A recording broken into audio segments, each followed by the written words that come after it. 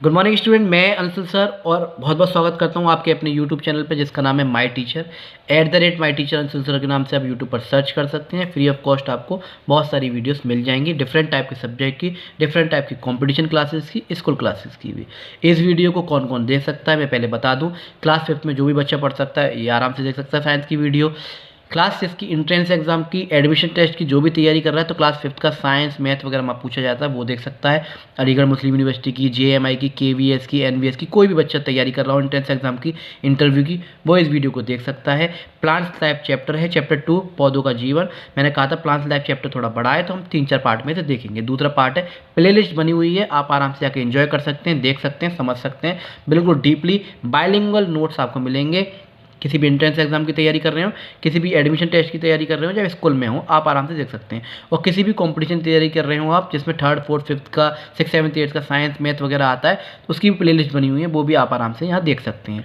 तो हम पढ़ेंगे प्लांट्स लाइफ में दूसरा जो है चैप्टर जिसका नाम है प्लांट्स लाइफ पौधों का जीवन, दूसरा पार्ट है। आगे जिसने इस वीडियो को नहीं देखा इससे पहले वाली वीडियो देख ले पार्ट 1 को, तब इसको समझें। एक प्यारा सा इमेज दे रखा है आपको प्लांट्स का। चलिए इस पार्ट को शुरू करते हैं। आपसे नम्र निवेदन है, हाथ जोड़ के इतनी प्रार्थना है कि आप ज़्यादा से ज़्यादा वीडियो को लाइक करें, शेयर करें, सब्सक्राइब करें। उन लोगों तक वीडियो को जरूर पहुंचाएं जिनको वीडियो की बाकी में ज़रूरत है। मैं एक टीचर हूं, मेरा एक एम है कि फ्री ऑफ कॉस्ट में ज़्यादा से ज़्यादा आप लोग सब लोगों तक नॉलेज प्रोवाइड करा सकूं। तो चलिए आगे बढ़ते हैं। तो प्लांट्स लाइफ में हम आगे पढ़ेंगे। सबसे पहले हम पढ़ेंगे प्लांट्स क्लासिफिकेशन, प्लांट्स को किस तरह से क्लासीफाई किया गया है। ठीक है, पौधों का वर्गीकरण, कौन कौन से पौधे किस तरह से होते हैं, किस पौधे को हम क्या कहते हैं, किस पौधे को हम क्या कहते हैं। तो प्लांट्स किंगडम डिवाइडेड इनटू 2 तरह से। नॉन फ्लावरिंग प्लांट्स, एक वो प्लांट्स जो फ्लावर्स जो है क्या ग्रो नहीं करते, एक वो प्लांट जो फ्लावर ग्रो करते हैं, जिन पे फूल उगते हैं, जिन पे फूल नहीं उगते। जैसे कि आपको दे रखा है थैलोफाइडा, ठीक है, जो नॉन फ्लावरिंग प्लांट्स हैं उनके आगे दे रखा है थैलोफाइडा, ठीक है, बरायोफाइडा और टेरिडोफाइडा। एग्जाम्पल में आप देख सकते हैं एल्गाई, मोसिस, फॉन्स। वहीं फ्लावरिंग प्लांट जो कि फ्लावर ग्रो कर सकते हैं, जिम्नोस्पर्म एंड एंजियोस्पर्म। ये आपको एग्जाम्पल है, ये आपको आने चाहिए। एंजियोस्पर्म, जिम्नोस्पर्म किसके एग्जाम्पल हैं? फ्लावरिंग प्लांट्स के, ठीक है। थैलोफाइडा, ब्रायोफाइडा, टेरोफाइडा किसके एग्जाम्पल हैं? नॉन फ्लावरिंग प्लांट्स के। तो ये सारी चीज़ें आपसे पूछी जाती है और आपको आनी चाहिए। एक प्यारी सी इमेज आपको दे रखी है प्लांट्स किंगडम की, किस तरह से डिवाइड किया गया है।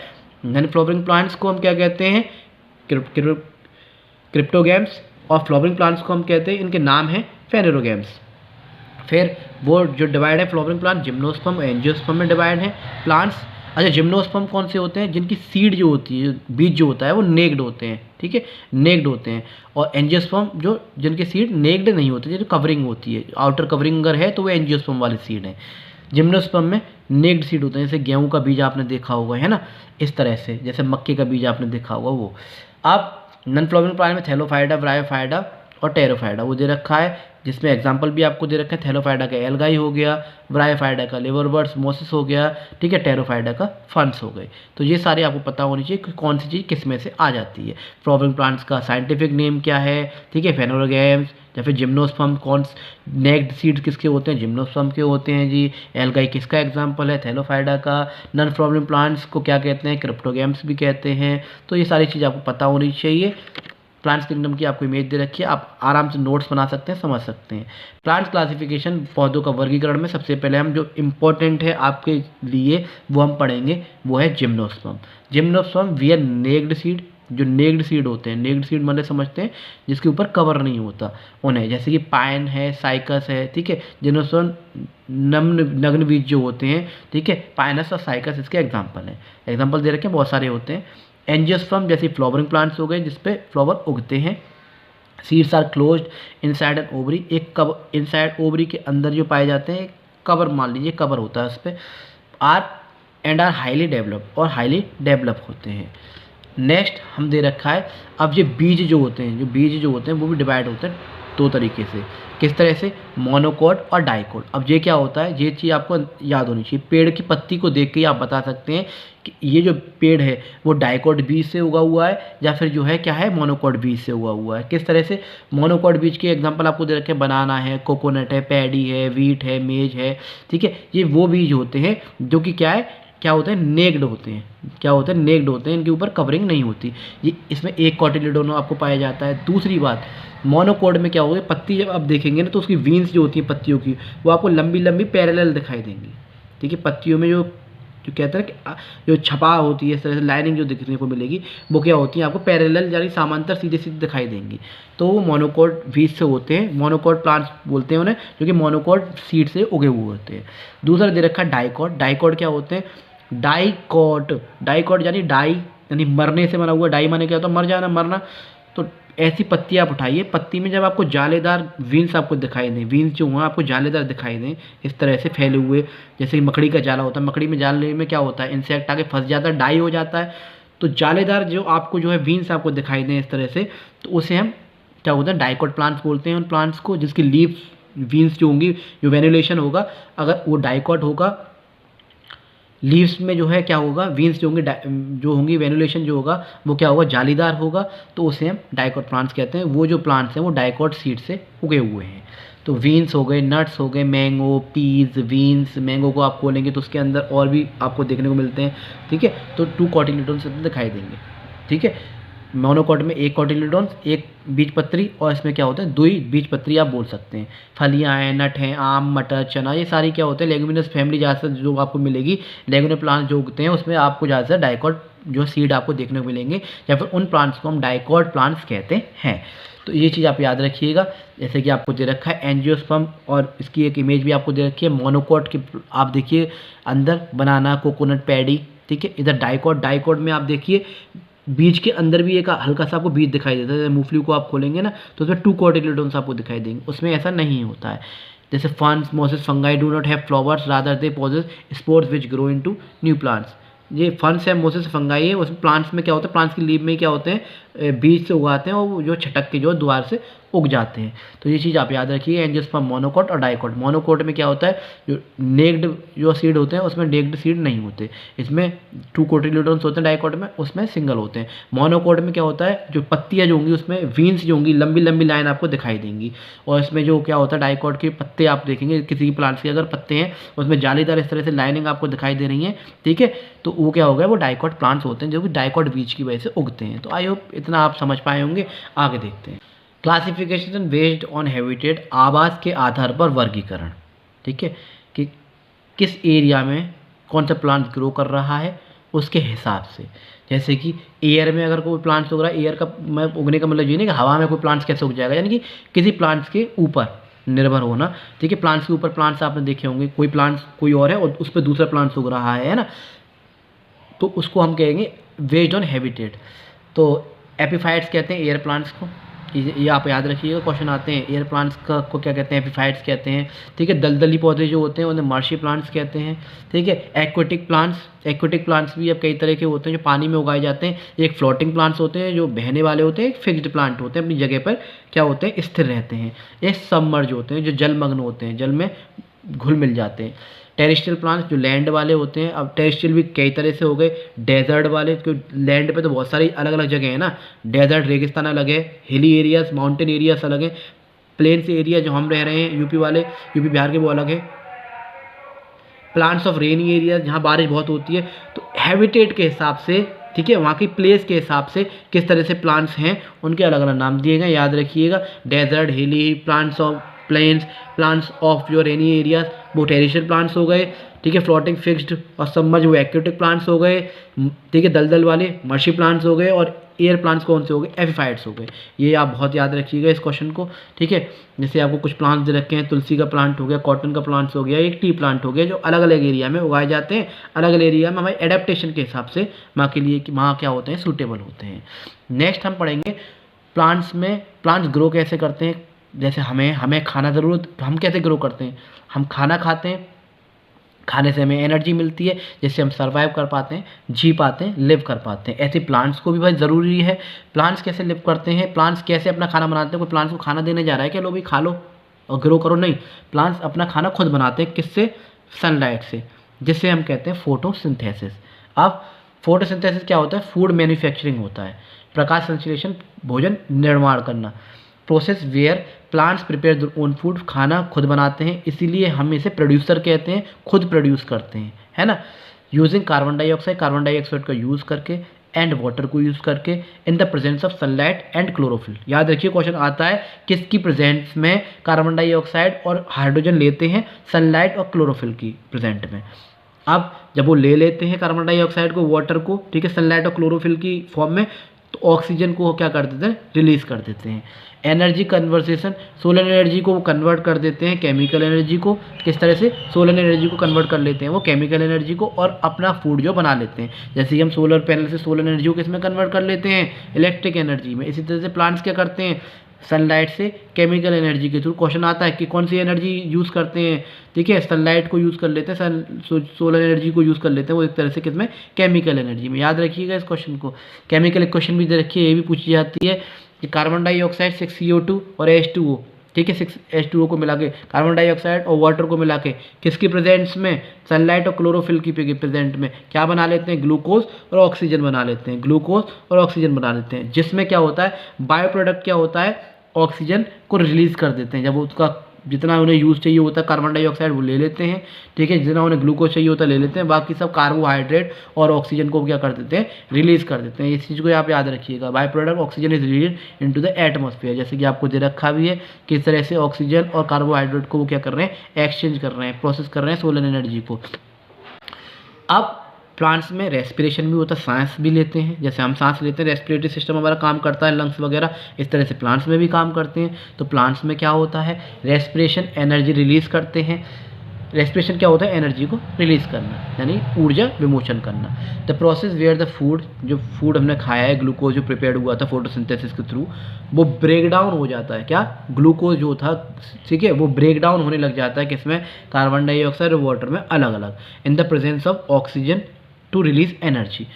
Respiration is the opposite of photosynthesis.